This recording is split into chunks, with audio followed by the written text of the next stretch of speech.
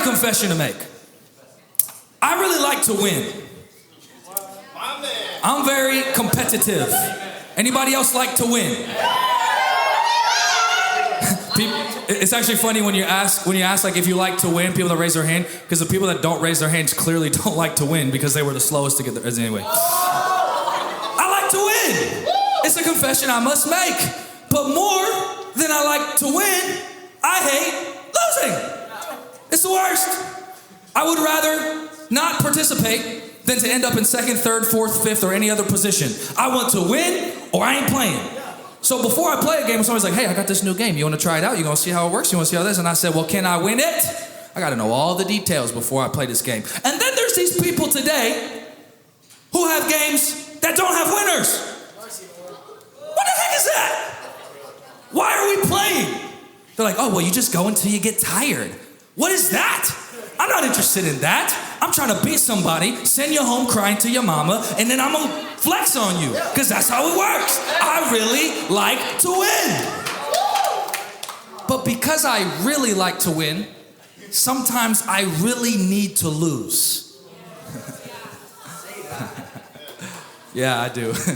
Because when I win, it goes to my head. And I feel like I'm doing something. I'm taking all this territory. See me in Settlers of Catan. I will take you out. Oh, I ain't playing games with you. But it goes to my head. The worst thing that ever happens to me is when I lose. And Michaela be testing my patience with this. Because she doesn't give two rat's butts about winning. Which drives me nuts. How can I play a game with you if I have got no competition? But she knows that it irritates me. So she'll do the move that makes no sense just because she'll somehow win because of it. It drives me nuts. But I really like to win, and I really hate to lose. But because I really hate to lose, you know the best thing for my character is losing. Because if I just won all the time, there would be no growth. I would never have anything to get better at. And so sometimes I've got to lose so I can recognize where my weaknesses are. Oh, because if I'm perfect, it don't matter. I'm going to win at everything. Oh, look at me. He just picked up this ball and he can play this sport just like that. Oh, and then he picked these cards up and somehow he figured it out all like that. I'd like to think that I could do that with everything. Michaela thinks that I can do that with everything, but it's just not true. I will fail and I will lose because sometimes it's what I really need. And sometimes you really need to lose too because we get so comfortable in the situation of getting success at everything. It's like, I want to win. I want to be the best. I want everybody to recognize that I've got skill. Sometimes we spend too much time worried about how we're going to make ourselves win than actually developing the weaknesses.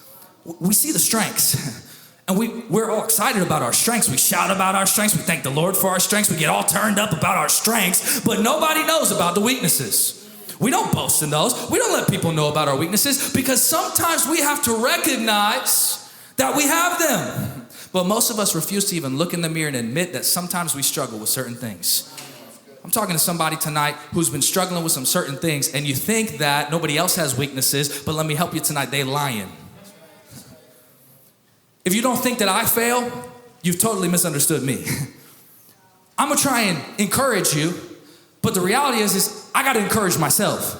The reality is when I mess up, I gotta realize it wasn't in my strength that I could have done it anyway. So if I messed up, it's because I was lacking to step into his strength. There's more than meets the eye. And not everything's a game. I can't win at everything. I want every single plan that I ever had on this day, on this Monday, on this Tuesday, on this Wednesday, on this Thursday, and then 5 years it's gonna be like this, and 10 years it's gonna be like this, and I made that game plan. But it never works like that. You know why? If it worked like that, coaches in sports would not have jobs. Think about it. If every play ran exactly how the playbook was designed, you would just have scoring and scoring and scoring and scoring and scoring, and there would be no need for strategy. But because things don't always go the right way, you need someone who can step in and strategize. And I don't know about you, but I need a coach to strategize for me and encourage me in my weaknesses so that I can redeem them as strengths.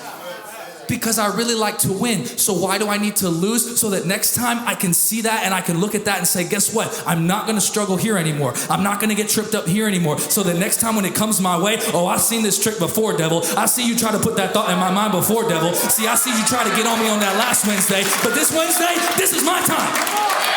Because I've been studying my game plan. I've looked at my weaknesses and recognized my weaknesses are actually what sets me up to beat them next time. See, the devil shows up to some council meeting with God and he says, where did you come from? And Satan says, I've been patrolling the earth looking for people, which is interesting. The Bible says that God's eyes search to and fro of the earth. So the devil already trying to plagiarize God. I'm patrolling the earth. Because the devil, even though he's still lost, this guy still thinks he's winning. Idiot. He's like, I'll convince him. I'll still figure it out. I literally got kicked out for this, thinking that I was the best. And somehow, I'm going to convince God that even though I'm now down here and have less power, I still got him. And he's like, I've been patrolling the earth. Looking for someone. Looking for anybody that I could mess with. You know the only thing that I like better than winning? Having other people hype me up. Hey, there ain't nothing better than a hype man. Listen, it's good to succeed, but it's real good when you're walking by and you just eavesdropping on a conversation and they're like, did you hear Daniel singing that song tonight? My God. You'd have thought the angel of the Lord showed up. You'd have thought all of them were singing. You'd have thought it was like when the angels showed up to the shepherds and were singing, glory to God in the highest. Did you hear Daniel singing? I mean, I thought it was Jaden Grant on the guitar. I thought it was Van Halen for a second. I mean, this guy's going crazy. Where'd this come from? There is nothing better than hearing somebody hype you up. That feels nice. It feels good. And this is what's crazy to me. Satan shows up, patrolling, looking for somebody. And you know what the Lord says? Have you seen Job? Have you seen him? He the finest man. He blameless. He ain't got no issues with him. He's beautiful. If it is not like we can't understand this, let's start here. You think you want to have somebody hype you up? Think about if God was hyping you up. We sleep on Job. Y'all don't even say his name right. Job. No, it's Job. But he was such a baller, God was hyping him up. That is amazing. And not was he just hyping him up. He didn't just say, yeah, he's a cool guy. He said he's a blameless man. He's the finest in all the earth. Have you seen Job? Have you seen him? Woo! I love what I made with that guy. Friend, the same God who's bragging on Job is looking to brag on you. I'm telling you, because he's so proud of what he's made inside of you. And as the devil searches to and fro to find somebody to mess with, God is searching to and fro for somebody to brag on. He's been looking for you to do the right thing in the right moment. He's been looking for you to step into your calling when everybody else told you should do something else. He's been looking to and fro for the moment when you thought you were counted out, but instead you decided, no, God counts me in, and I'm going to step into that thing that he has for me. God has been looking to brag on you. But God has also been looking for you to stop bragging on you.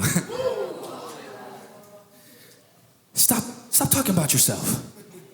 We love to do that. That's why our Instagram handles are our names. You know my name, I know your name.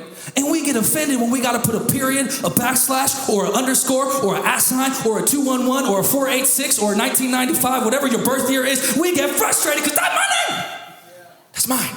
I own that. Do you? I love my name so much, I own the domain. JosiahMalinich.com. I own it. How about that? You can't have it. It's mine. Because we like the sense of identity. We like the sense of ownership of our own lives. And Job is a man who has taken so much ownership of his own life that Satan shows up to God looking for somebody to mess with. And he says, I've been looking for somebody and I don't know who to mess with. And God says, but have you seen Job? Have you seen this guy? Because I dare you to mess with him. Because this guy knows me in a different kind of way. This guy serves me when ain't nobody else looking. This guy has honored me when nobody else is honoring him. But it's weird because the devil says, well, yeah, it's easy for Job. It's easy for him to fear you because he got all this money and he got all them houses. He got all them cars.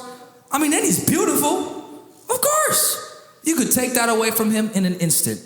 Can I help you? The devil will always use fear as his motivator. That's right. Come on. The devil will always use fear as a motivator. He shows up. Okay, yeah, but he fears you because you could strike him down and take all of his stuff. That's the only reason he serves you. That's the only reason Job likes you, God. And God's like, no. Because I never shame people into loving me. No. I never condemn people into loving me. No. I never bat people over the head into loving me. You try to do that and people fear you. But when I show up, I give kindness and I give loving mercy, and that's why they love me. So yeah, he's got a nice house. He worked hard for that, devil. Now, let me help somebody real quick. You can work for some things, okay? And when you work for them, you can be proud of them.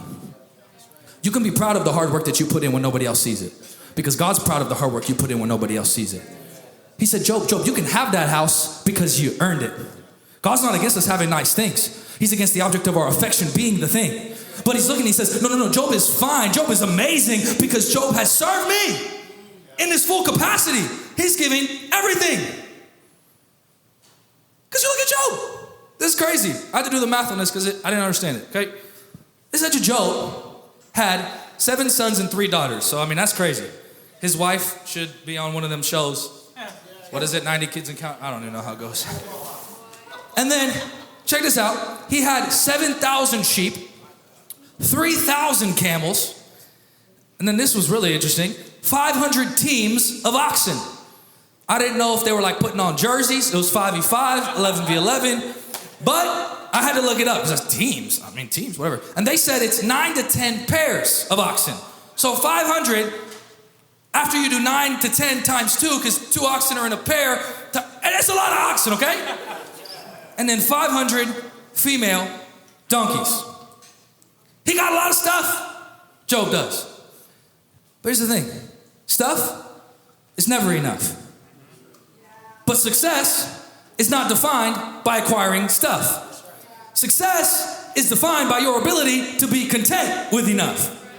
I'm gonna try it again.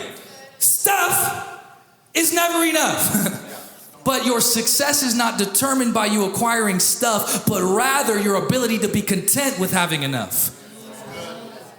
Job had some stuff. This guy would be rich if he sold all the stuff he had.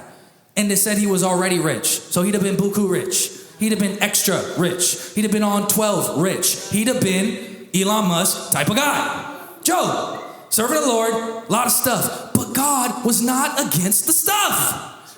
Because stuff is an extracurricular. Look at your neighbor and say, stuff is an extracurricular. Wow, good job. I just wanted to hear if you guys could say that word. Great job. Extracurricular is like above and beyond. Because this is what I want you to get about stuff. Hear me. If you're insecure, you don't know who you are, then stuff is a bluff.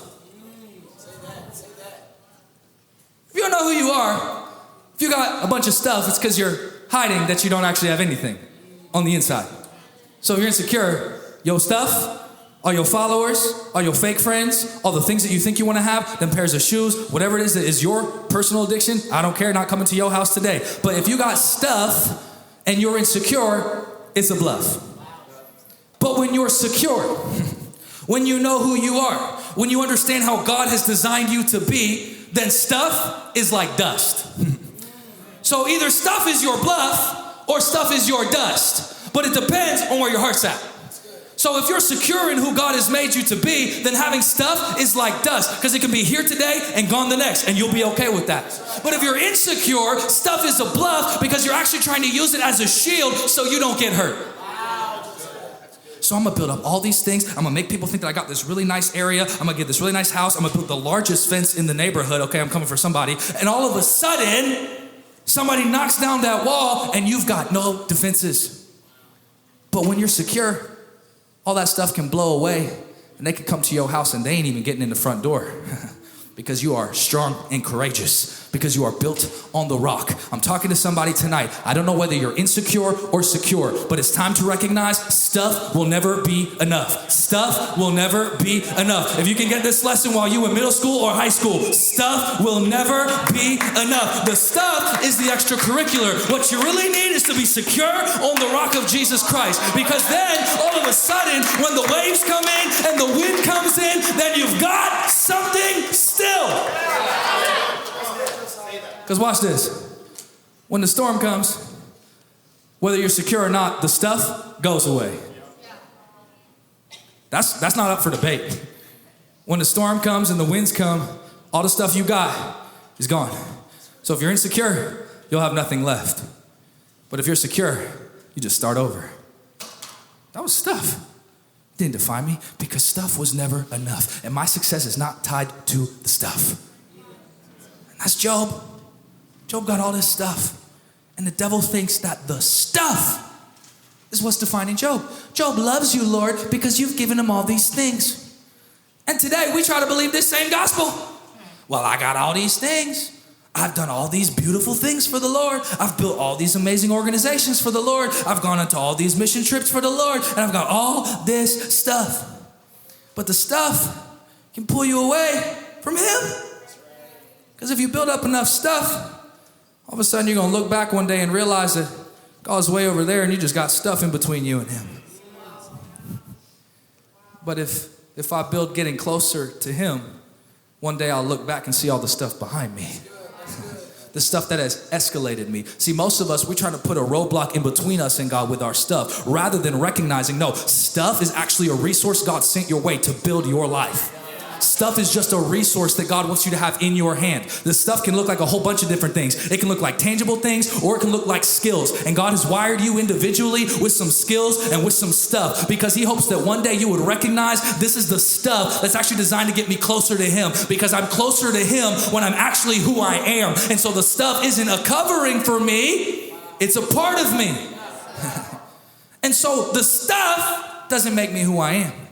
He does. And so the stuff can come and the stuff can go. And so Satan looks at him and says, yeah, God, and if I took all his stuff, you took all his stuff, he would curse you in your face. I'm okay with people cursing me behind my back. I'm okay with that. To my face? You gonna say that to me? To my face. In front of my friends? You gonna say that to my face, in front of my friends, make me look like a fool? I'm okay with you running your mouth behind my back, because I ain't gotta worry about it. You like a worm anyway. But when you gonna do it to my face, anybody got an issue when people running their mouth to your face? I can't stand that. That junk drive me nuts. I'm like, you know I'm right here. You know I'm standing in front of you. You know I'm right here in the same exact moment as you. I know it feels like it's not because you hate me so much and you're saying this, but you're going to run your mouth in front of me? But Job says that, or the devil says that Job will curse God to his face. I don't know about you. I'm grateful that I don't have to see the face of God every day. I'm grateful. Some people pray for that. I pray for it when I'm ready. And only God knows when I'm ready. Because if I saw his face, I wouldn't say some of the stuff that I say. You'll get that later. If the living God, you could see the tangible existence in the room, I bet you wouldn't say half the stuff you say. I bet you wouldn't do half the stuff you do. I bet you wouldn't. Oh, because we can do it behind his back, but we won't do it to his face. And Satan's testing Job's heart here. He's saying, God, take all of his stuff, and he's not just going to curse you behind your back. He's going to curse you to your face. The face of God. Job, guy with all the horses and the oxen, however many of these got, is going to curse him to his face?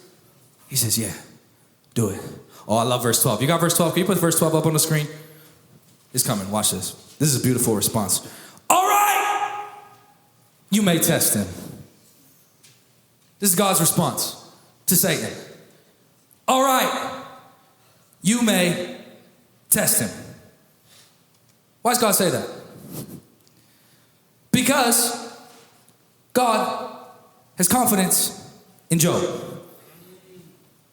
Because confidence is faith in a tested area.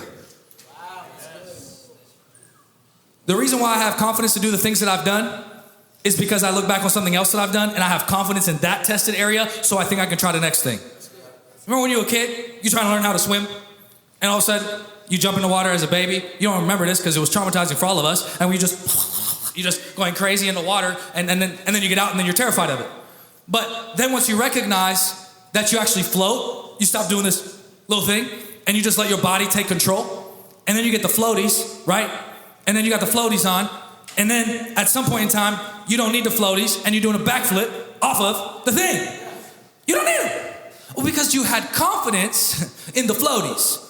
And then you recognize, well, there's something more here than the floaties. So when I take the floaties off, I can do a front flip, back handspring, whatever y'all people call them, and I'm gonna go into water. Me, I'm just penciling, bad cannonball, something like that. But you can try what you want. But the problem is that we don't recognize that that's a building up of confidence.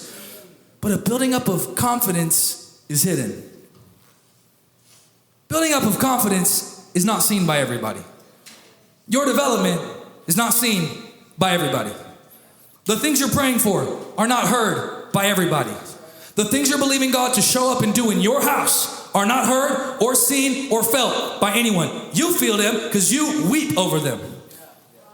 You feel them because you pour out your spirit, your soul, and everything you've got begging God to show up. But you are building your confidence. And confidence is faith in a tested area. Satan is looking at Job and he says, I'm going to test him. Let me test him, God, because I bet you if you take all of his stuff away. And God's response is, yes, you may test him. And I don't know about you tonight, friend, but I am just hoping that I'm building up enough confidence in my life. I hope God is doing enough things in the hidden secret places of my life when nobody else sees them, so that when the devil comes God's way, looking for an opportunity to tempt me, looking for an opportunity to get up on me, looking for an opportunity to try and take me out, my God in that moment looks at him and says, yeah, that's right. Go ahead, test my boy. Watch him go to work. Watch him shut you down. Watch him resist you, and you got to flee. I don't know if there's anybody in the room, but I'm looking to be somebody that when the devil comes up looking for a fight, God sends him my way. He says, yeah, watch out. Pull up on him. Go ahead, have your go at him. I'm going to wrestle you to the ground. I don't care what you think. I've been tested in the secret place. Yeah, you didn't see me last week, devil, on my knees. Yeah, last week you didn't see me praying for my school. Yeah, last week you didn't see me putting work in. Come up on, test me. Oh, it'd be one thing for me to say that and pick a fight. I'm talking about when your God tells the devil to go pick a fight with you. Are you serious? What kind of faith is that? Oh, we get so consumed. This is beautiful. I've never seen this before. You got to catch this. We get so consumed about the faith that we place in him. We don't recognize there's a faith he places in you. He's been waiting. He's been watching. He's been seeing. And you have been being tested day after day after day. And some days you want to quit. And I know, because it's hard and it sucks and you feel like you can't get through another one. But I'm promising you this. God is seeing it and he is building his faith in you. Here's what you got to understand. We are consumed with building our faith in him. But do you know that the Bible says faith is a gift? I can't build my faith in him. I've got to let him give it to me. And you know why he'll give me more faith? Because he puts faith in me. I'm trying to help somebody tonight. You do not have to strive for more faith in God. Well, God, I just can't figure out why I can't figure this thing out. I don't know why this past week was the hardest week of my life. And I know that you said it wouldn't happen again. And I know I put my faith in you last week. And now I just want to quit, God. See, Job got all this stuff. But this is Job chapter 1. There's no Job chapter 0. Job chapter -1. Job chapter negative. Okay, I'm not going to do all of them. We don't know the backstory before this moment. He didn't just show up one day, boom, 7,000 sheep. Boom, 3,000 camels. Boom, 500 teams of oxen. No! He probably was tested day in and day out. Because friend, let me help you. Just because it's hidden doesn't mean it's not being tested. Just because everybody else doesn't see it doesn't mean it's not been putting that work in. Job's been putting work in, friend. So when the devil asks, let me take all of his stuff. God says, all right, test him. And God says this, you can take any of his possessions. You can take whatever it is that you want, but do not physically harm him.